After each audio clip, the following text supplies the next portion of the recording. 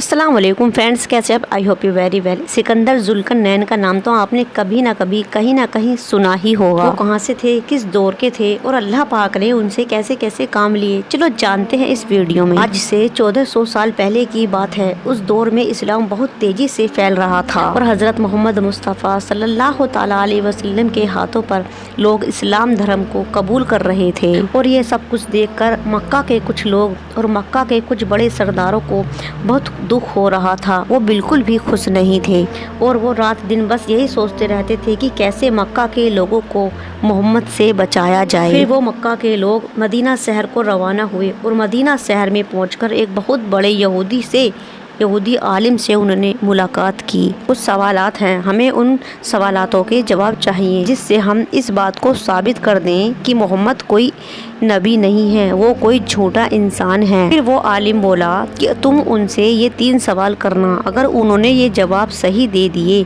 तो तुम समझ जाना कि वही नबी हैं और तुम उनकी ही बात मानना, और अगर वो ये सवालों के जवाब नहीं बता पाए तो तुम समझ जाना कि वो कोई झूठा इंसान है।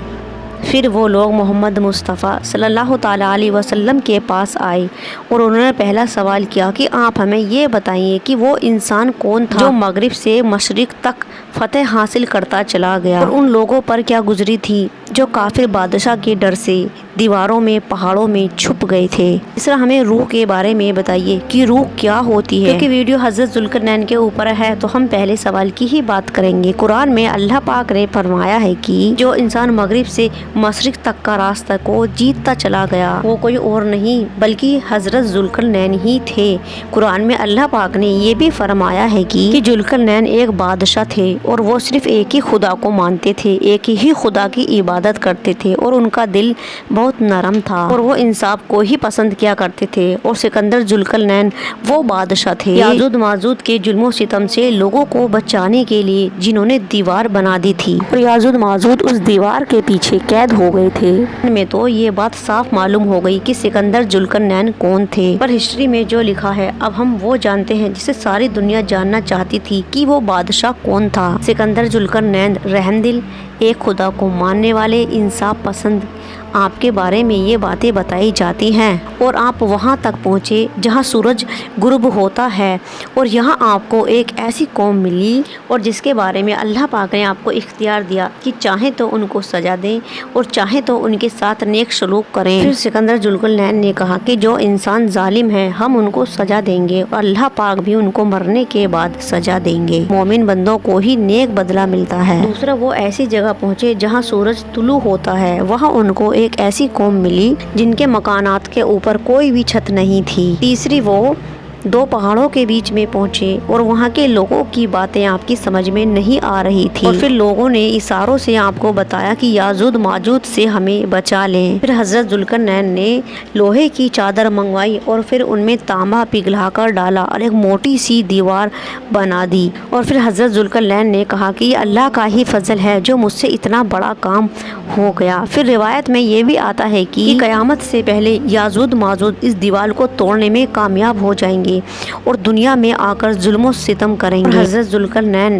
दुनिया के दोनों किनारों तक पहुंच गए थे, इसलिए उन्हें जुल्करनैन कहा गया। पर ये यूनान के सिकंदर नहीं है, क्योंकि यूनान का सिकंदर काफिर था और वो लोगों पर जुल्म ज़्यादती करता था, जबकि ये एक खुदा को मानने वाले इंसाफ पसंद मुसलमान थे और अल्लाह के वली थे और ये नूह अलैहिस्सलाम की औलादों में से थे। तीसरा सवाल, अल्लाह पाक ने फरमाया कि ये लोग आपसे रूह के बारे में पूछते हैं तो आप फरमा दीजिए कि रूह मेरे रब का हुक्म है, रूह मेरे रब के हुक्म से कायम है, रूह की हकीकत उसके इल्म में है और इसके अलावा इसके बारे में और कोई भी नहीं जानता और ना ही कोई कुछ बता सकता है। और यहूदियों की किताबों में भी यही बात लिखी हुई है कि रूह अल्लाह के हुक्म से ही कायम है और इसका इल्म सिर्फ अल्लाह के पास ही है और अल्लाह पाक ने इस इल्म को किसी को भी नहीं दिया। और उन यहूदियों ने मक्का वालों को, मुशरिकीन को पहले ही बता दिया था कि अगर उन्होंने रूह के बारे में कुछ बताया तो समझ जाना कि वो नबी नहीं है, और अगर वो ये कहें कि ये अल्लाह के हुक्म से ही कायम है तो तुम समझ जाना कि वही सच्चे नबी हैं।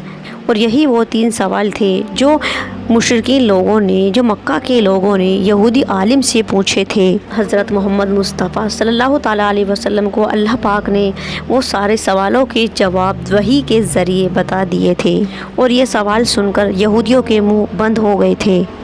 जब मुसलमानों ने हिंदुस्तान पर फतह हासिल की तो हिंदू मज़हब का एक आलिम मुसलमान आलिम के पास आया और ये सवाल करने लगा। उसने कहा कि मेरे मुकाबले में किसी आलिम मुसलमान को भेजो। इमाम अरकुद्दीन को भेजा। फिर वो बोला कि तुम किसकी इबादत करते हो? तो इमाम अरकुद्दीन बोले, हम सिर्फ अल्लाह की इबादत करते हैं जो दिखाई नहीं देता। फिर हिंदू आलिम ने पूछा, उसके बारे में तुम्हें किसने बताया? तो अरकुद्दीन बोले, हज़रत मोहम्मद मुस्तफ़ा सल्लल्लाहु ताला अलैहि वसल्लम ने बताया। हिंदू आलिम बोला कि तुम्हारे पैगम्बर ने रूह के बारे में क्या बताया है? तो इमाम बोले, रूह मेरे अल्लाह के हुक्म से कायम है। हिंदू आलिम बोला कि तुम सच कहते हो। और फिर वो हिंदू आलिम ये सुनकर मुसलमान हो गया। एक बार हज़रत मोहम्मद मुस्तफ़ा सल्लल्लाहु ताला अलैहि वसल्लम अपने चंद सहाबा के साथ मस्जिद अल हराम में तशरीफ़ फरमा रहे थे। फिर वहाँ एक कबीला ज़ुबैद का एक शख्स आया।